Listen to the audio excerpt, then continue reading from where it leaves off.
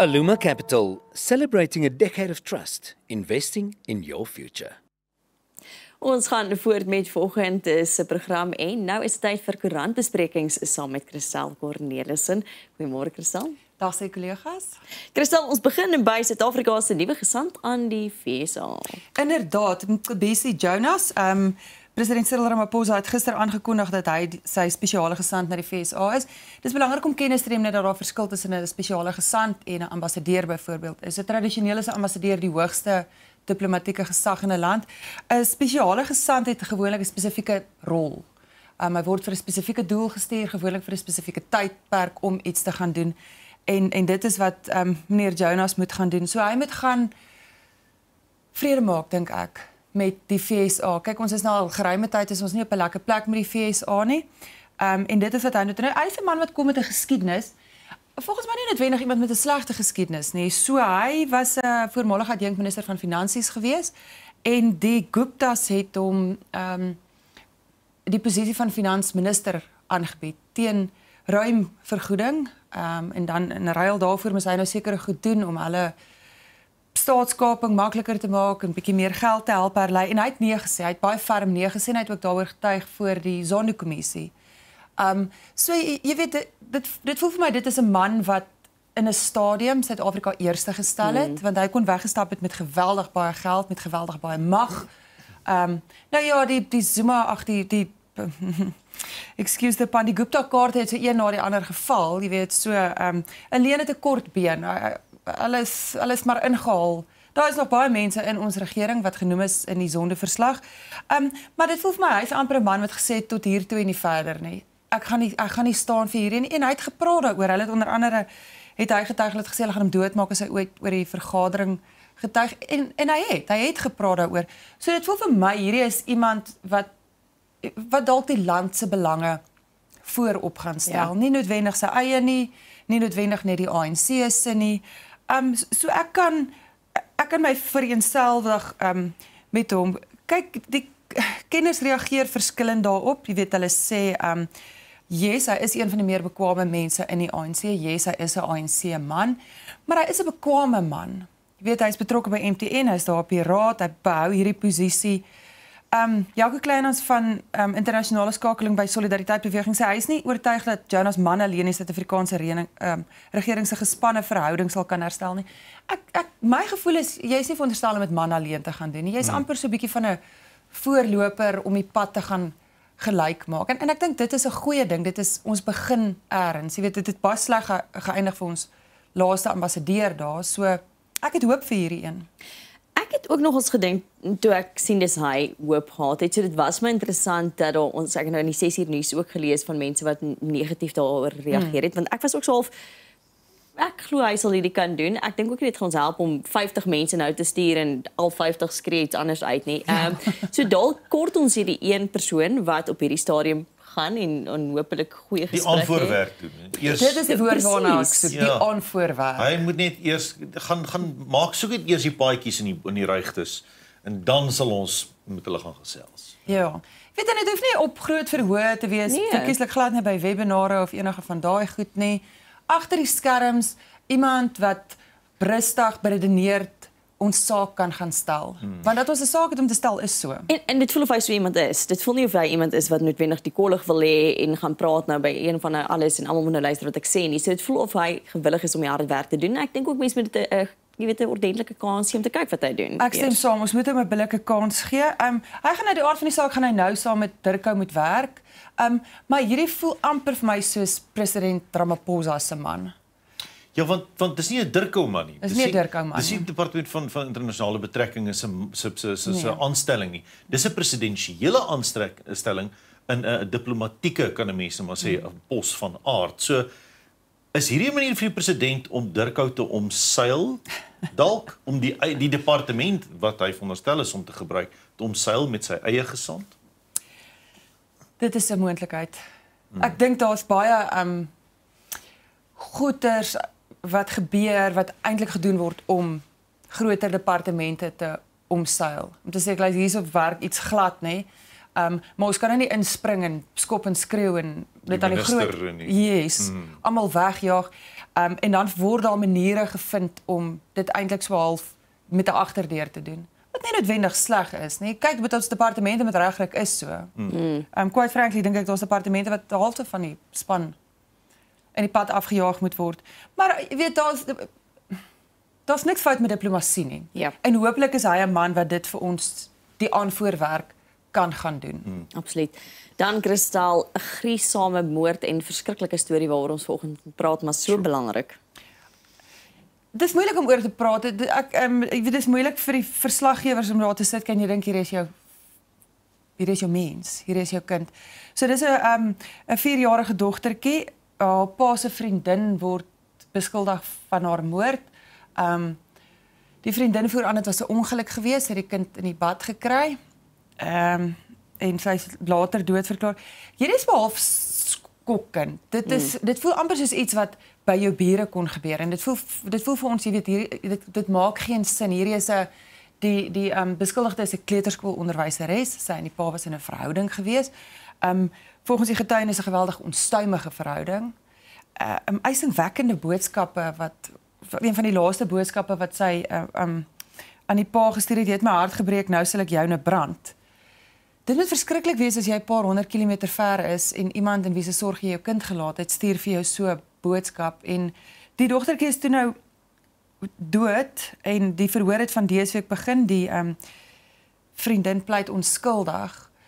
Mense so half, jy het eintlik nie woorde om te beskryf wat hier aangaan, jy weet, want hoekom? Dit is absoluut 'n stormagtige verhouding wat skeef geloop het en dat 'n kind in die middel van hierdie geweld vasgevang is. En dan as 'n teiken gebruik word. Ja. Absoluut as 'n teiken, as 'n wapen. Waarskynlik is 'n wapen gebruik word. Ons kan nie sê nie, die verhoor is aan die gang. Ja. Maar dis 'n verskriklike storie om te lees. Dit is baie moeilik om te lees. Dan kan jy dink jy is hierdie ouer paar wat daar moet gaan sit en na hierdie gruwelike besonderhede. Dit moet verskriklik wees. Mense hart breek vir hulle. Dit voel vir my baie keer, weet ons soek verskonings vir misdaad.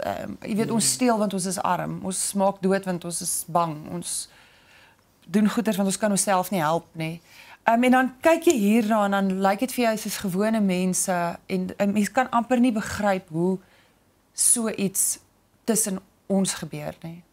Tussen gewone mense. Ja, en ek dink ook daarbey saam as mens dink aan geweld teenoor kinders veral en jy weet hoeveel stories daar is, hoeveel stories ons nie eens van hoor nie. Hoeveel jy praat nou van die kind wat as wapen eintlik gebruik word en mense harte gaan uit na ons kinders in die land, reg oor die land wat in soveel kere in hierdie situasies beland. En jy is heeltemal reg, mens weet nie eintlik wat om te sê nie. Mense hart breek eintlik net vir die storie en vir die kind wat haar lewe verloor het. Dis absoluut. Weet jy mense praat baie keer oor dis sosio-ekonomiese omstandighede. Wat ons kyk nou byvoorbeeld na die Jocelyn Smith saak, dis heeltemal 'n ander maatskaplike omgewing. Dit is 'n voorval wat in 'n informele nedersetting gebeur het. Hierdie is weer heeltemal aan die ander kant van die spektrum. Jy weet hierdie is goed wat glad nie onderskei tussen hoe jou bankbalans lyk of jou huwelikstatus of niks nie. Dit is ongelooflik hoe kinders oral vasgevang word in groot mense se gevegte. Sjoe. Dan moet ons gesels oor my gunsteling, meneer Lesofie, die premier van Gauteng, se floreerende broodbedryf. Lesofie die broodbakker. Die bakker en die skinker, wie het gemaak? So die DA is baie vies vir panjaas. Hulle sê kyk as 'n reël is hulle reageer hulle bietjie soos jy teenoor meneer Lesofie. So hulle praat van sy halfgebakte broodbakplan. Dit is die plan om township bakkerye te help om te floreer. Nou hy het in Februarie in sy provinsiale rede het hy gesê ons township bakkerye floreer. Daar's bakkerye in Eldo, Toekomsrus, Westbury en elders en hulle het die vaardighede gekry en dit alles gaan nou lekker. En dit is nie waar nie. Dit is inderdaad so. Nie waar nie. Dit is nie waar nie. Wat die DA nou sê is dit is so. Hulle het die kapasiteit om 22,000 brode te bak, maar hulle het nog nie een gebak nie. So nou kan jy sê nog nie een nie. Luister, ek reken hulle bak brood. Maar die hele idee is om 'n bedryf te skep wat dan aan departemente byvoorbeeld brood lewer. Kan julle dink hoeveel brood word elke dag in Gautengse hospitale geëet? of by kleuterskole wat deel is van voedingsprogram. By skole. By skole. Gewone skole. Dit moet duisende brode wees. Wag. Was hierdie die provinsiale regering se inisiatief gewees om hierdie bakkerye te vestig en Hulle het hulle gehelp, soos ek sê met toerusting, vaardighede, hulle wil die brood standaardiseer. So dis nie jy kry so brood en ek kry 'n ban. Weet ons bak nou almal mooi netjiese brode. bakbroodjies. Ja. Ons bak mooi broodjies. Ja. Maar toe het die bakkery eienaars wat by die skema betrokke was, sê hulle het die toerusting en hulle het die vaardighede. Maar wat nou? Hulle kry nie toegang tot markte nie. Jy weet, jy kan nou nie net met 'n trokkie by die naaste hospitaal injaag en sê luister, hier's 500 brode vir julle vanmôre. Dit is nie hoe dit werk nie. Ons ry voorraad uit die Vrystaat uit aan. Wat? Byvoorbeeld. Ja, jy weet ons koop by verskaffers uit die Vrystaat. Ons kan nie 'n brood by iemand in die Vrystaat koop nie. Staan nie bakkery in Gauteng nie. Nee, hier's baie bakkerye in Gauteng. Maar dit maak 'n mens vies want hierdie speel met woorde om te sê ons het 'n floreerende township bakkerybedryf is nie waar nie. Maar as jy bietjie dieper kyk, moet jy sê maar wat gebeur met die brode wat hulle bak? Het hulle marktoegang? Jy weet ek maak vreeslike mooi skilderye op 'n Saterdag as ek 'n bier drink, maar niemand wil dit koop nie. So nou ek nie weet is ek nou 'n kunstenaar? Wat is ek nou? Ek kan 6 skilderye vir jou op 'n Saterdagmiddag doen. Maar niemand wil dit hê nie. So dan is ek mos nou nie wat ek dan bak ek mooi broodjies. Geantwoord en gesê hierdie bakkerye is suksesvol en 'n florerende broodbedryf. Is dit wat hy gesê het? Ek het teruggegaan na sy toespraak toe. Sy toespraak lui ons township bakkerye floreer. Sou het gelieg. En ek sê, Hy het geskilder met woorde. So ja, hy het geskilder met woorde. Hy is ook hier's my gaan ding. nie in hierdie gang Nee, raak nie. ek dink die inisiatief is goed. Dit is 'n goeie inisiatief. 100% saam. Ek dink ons moet werk aan die uitvoering en die premier fokus asseblief daarop. Dis hy.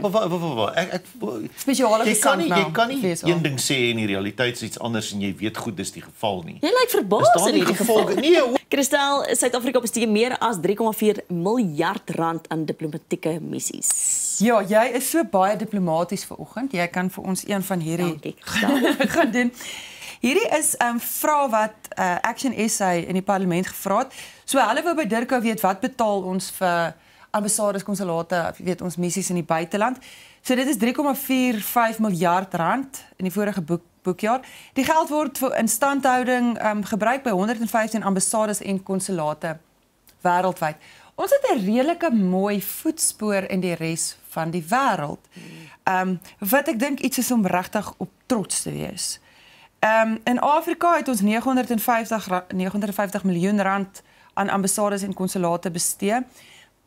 My probleem is nou kom jy in by waar hierdie plekke is. So ons het 'n missie in Bangui, dis in Sentraal-Afrikaanse Republiek. Dit het belastingbetalers net meer as 25 miljoen rand gekos. Dan het ons een in Mauritanië, 16,1 miljoen rand. Een in Ekwatoriaal Guinea, 15,6 miljoen rand. Nou, ek weet nie of julle kan onthou, ons het onder andere 2 Suid-Afrikaanse ingenieurs wat in Ekwatoriaal Guinea aangehou word. Hulle voer aan dit is 'n diplomatieke, hulle is spionne in 'n diplomatieke spel.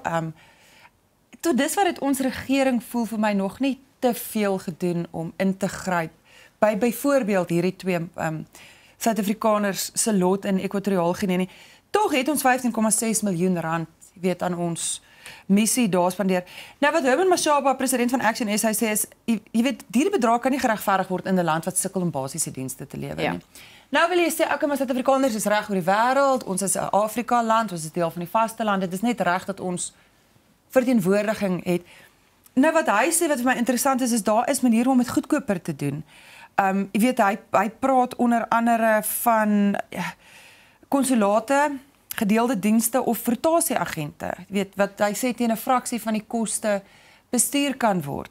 Nou dis lekker om jou vlag te sien wapper op waar ook al jy jou in die wêreld bevind, maar 'n mens moet vir jou vra, is hierdie regtig wat ons met ons geld moet doen? Hulle verwys onder andere na Tel Aviv, waar die ambassade as nie operasioneel aangedui word nie.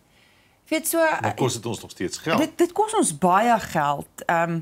Hy verwys na plekke waar jy's, Damascus, waar betekenisvolle diplomatieke aktiwiteit onwaarskynlik is. So waarmee is ons dan besig daar. Ek weet nie, hou ons die agterlig aan. Ons is nie ek moet sê klaarblijklik is ons 'n ryk land. Ons het geld vir baie goed, maar ons moet baie beter dink oor wat kry ons in ruil hiervoor. Absoluut. Dan kleuterzone is terug in die nuus. Ja. So in hierdie stadium is dit nog onduidelik waar Antonie Bougas hom bevind. Hier op tuisbodem draai die wiele nou maar net. So sy produksiehuis is maandag die aansoek om die produksiehuis finaal te likwideer is maandag in die Hooggeregshof in Kaapstad toegestaan. So in die hof is daar aangevoer daar's oorweldigende bewyse dat hierdie maatskappy wat nou die produksiehuis is, gebruik is om sy beweerde bedrieglike skema met die kenmerke van 'n Ponzi skema te bemark. So hulle voer aan, die maatskappy is ons insolvent. Nou julle sal onthou, kleuterzone operations is reeds voorlopig gelikwideer en dan is Bougas in sy persoonlike hoedanigheid voorlopig gesekwestreer. Soos ek sê, dit is in hierdie stadium nog onduidelik waar hy hom bevind. Hier gaan alles net aan. Ek kon nog geen, hulle sê hulle praat van 130 miljoen rand as ek reg is, wat hulle nou met soek van beleggers se geld. 1300 beleggers, ja. Ja. So ek dink dit sal nice wees van mense om te kom sê, jy weet, waar is die geld? Dit voel vir my amper asof mense so klein bietjie, ek wil nie sê vrede gemaak het nie, maar vrede gemaak het met die feit dat hulle hierdie geld nie weer gaan sien nie. Wat vir my goed is van wat hier gebeur het, as jy dit beweringe hierdie kant toe en likwidasies daai kant toe, is dit voel vir my asof mense baie vinnig opgetree het. Ja. Ons het nie maande gewag oor die melk wat eers moet vrot word of suur word of wat ook al. Die oomblik toe die gevaarligte en kyk dit kom al 'n rukkie in hindsight's 2020 vision. Die oomblik toe dit begin blyk dat hier 'n probleem is, het die bal nogal vinnig aan die rol gekom. Wat vir my goed is. En ek dink dis ook 'n mense wil nie sê lesse is geleer nie, is iemand se geld wat hulle nog steeds na soek. Iemand se spaargeld, pensioengeld. Is absoluut, dit breek jou hart. Maar dit is die goeie wat ek hieruit kan vat is mense het dadelik, jy weet, ons het nie gesit en broei oor 'n ding nie, gesê luister, ergens is hier 'n slang in die gras, ons moet nou ingryp. Wat ek dink 'n goeie ding is. Dis ook 'n waarskuwing vir mense wat soortgelyke goed daarmee besig is. Dan Lesotho kry Musk se Starlink. Inderdaad so. Ja. So dit is nou 'n die lisensie wat goedgekeur word. Julle sal onthou Lesotho is swaar gestraf met tariewe deur die FSA en dit is vir 90 dae opgeskort. So hulle val ook onder die 10% een. Starlink behoort aan Elon Musk wat natuurlik Amerikaanse president Donald Trump se groot chomma is. Nou, hulle het in April al, dis nog voor Trump president geword het hulle die aansoek gedoen en dit is nou goedgekeur. Nou is daar mense wat sê weet daar's druk op Lesotho geplaas om Starlink se lisensie goed te keur. Ek moet vir julle sê dit mag so wees. Hulle sê dit is nie so nie. Wat ek dink ons moet begin doen is ons moet onderhandel vir goed wat wederzijds voordelig is. Starlink dink ek nie is 'n slegte ding vir Lesotho nie.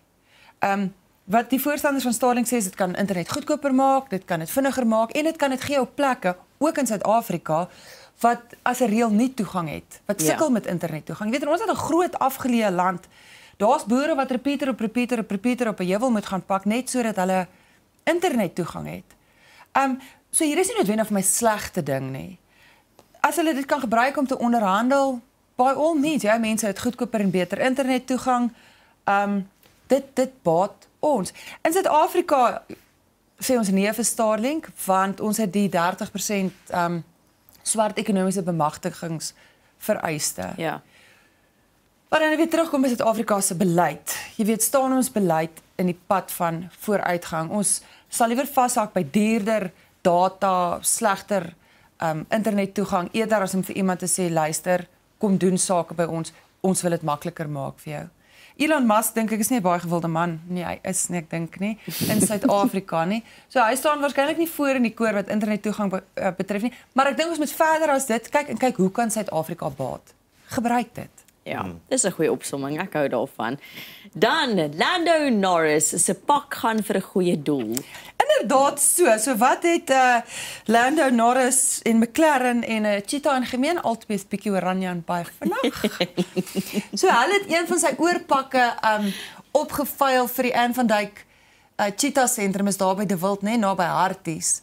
So hulle het R250,000 met hierdie veiling ingesamel. Ek dink hier is nie die soort overall wat jy op 'n Saterdag aantrek wanneer jy jou kar service, nê? Jy hang hom dan maar liewer op. Maar hier is my so 'n mooi storie. Dis eintlik mense wat van ver af kom wat baie moeite doen om hier by ons 'n verskil te kom maak. Dit is 'n bietjie hartseer. Ek sien hulle sê die sentrum kry nie 'n sent staatssubsidie nie. Sjoe.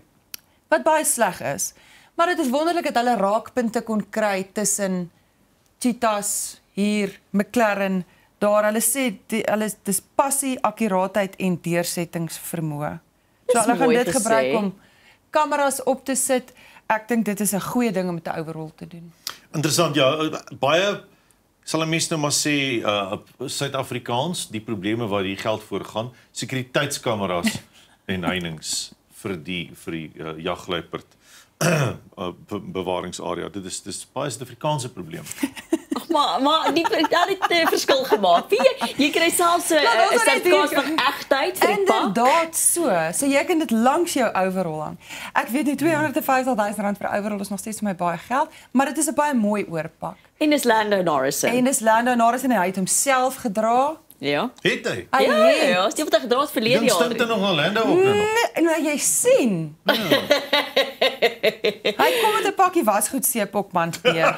Maar dis so sy goeie doel. Ek hou daarvan. Ek wonder of dit die oranje is wat hulle aan die cheetahs laat dink, maar ek dink dit pas perfek by mekaar. Ek dink ook so. Kristal, dankie vir daai goeie storie. Jy moet so ietsie vir die cheetahs rugby span ook probeer. Wie jy? Help dit. En dit is dan nou al vir vandag se koerantbespreking saam met Kristal Cornelissen. Bly gerus ingeskakel, dit nog ons voort. Aluma Capital, celebrating a decade of trust, investing in your future.